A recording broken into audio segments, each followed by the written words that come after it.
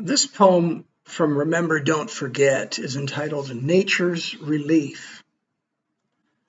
Always thinking of what I've missed, basking in the sunshine, I'm trying to remember the past.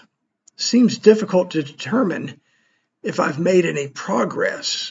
With aging, improvement is surely no guarantee. Over to my right, up the hill, there's a cemetery. It doesn't scare me, nor do I want to be in it. It's only a quiet place in the near distance. Tombstones are showered in golden light. I missed most everything. I realize we all do.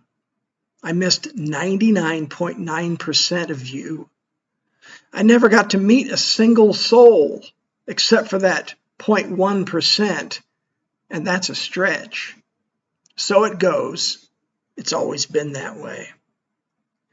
Now I'm dealing with loneliness and self-isolation. This hideous quarantine in the spring of 2020 has me taking countless strolls outside. Over to my left is a towering apartment block painted khaki. On the outside are purple and red flowered bushes in vibrant bloom. That's more like it. I'm beginning to focus on what matters.